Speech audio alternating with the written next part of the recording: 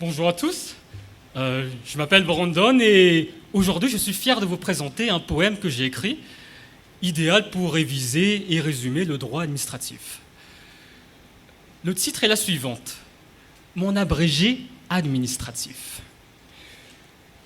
Le droit administratif, matière incontournable des sciences sociales, domaine si large que mon poème n'en pourrait en être transcendantal.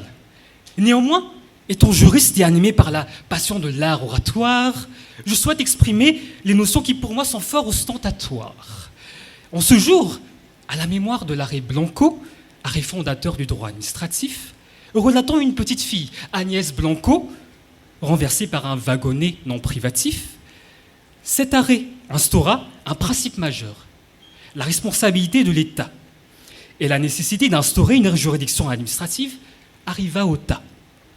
Cette fameuse juridiction compétente dans les domaines administratifs et publics, connaissant des actions fondées sur l'exécution d'un service public, du contrôle de la légalité ou du recours en annulation des actes, des contentieux électoraux ou du contentieux des impôts et taxes, nous savons que l'administration doit agir dans un but d'intérêt général. C'est suivre les principes des services publics, effectivement fondamentaux, c'est-à-dire la continuité, la mutabilité et l'égalité du service public. Elle possède en ce sens les prérogatives de la puissance publique. Mais l'administration doit suivre les lois. En clair, le principe de l'égalité, principe permettant de sanctionner et annuler des actes irréguliers, grâce au recours pour excès de pouvoir et l'exception d'illégalité, contrôle contre les actes matériels et les actes juridiques non réguliers. Les limites au principe de l'égalité ne sont pas lacunaires, possédant la liberté d'appréciation avec le pouvoir discrétionnaire, pouvant enfreindre les règles lors de circonstances exceptionnelles et strictement échapper au recours contentieux et contrôle du juge par acte de gouvernement.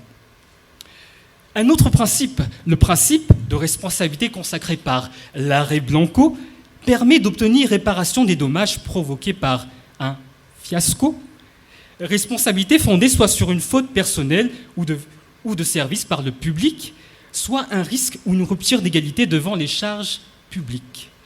Des condamnations pécuniaires peuvent être émises dans ce cadre par voie de recours de pleine juridiction qui sera imputable, pouvant se retourner contre son agent pour faute personnelle et civile, afin d'actions récursoires grâce à l'arrêt Laruelle et Delville. L'administration a le pouvoir réglementaire, le privilège du préalable, un moyen technique pour régler la conduite des administrés et modifier l'ordonnancement juridique. Elle a le pouvoir de rendre des décisions ou actes administratifs unilatéraux, tels les actes réglementaires et décisions individuelles territoriaux. Autre outil de l'administration, les contrats administratifs sont déterminés légalement, tels les marchés de travaux publics ou portant occupation du domaine public également, exigeant par jurisprudence la présence directe ou non au contrat d'une personne publique, la clause exorbitante de droit commun et le lien avec l'exécution d'un service public. Y remerciant enfin la juridiction, les magistrats et le personnel de l'ordre administratif sont pareils. Pour un tribunal administratif et un conseil d'État garant des recours du contrôle et appel, remercions également la police administrative protecteur de l'ordre public par la prévention, que ce soit la police générale ou la police spéciale. Respect à vous sans distinction. Merci beaucoup et c'est sur cela que s'achève mon intervention. Je vous remercie beaucoup de votre attention.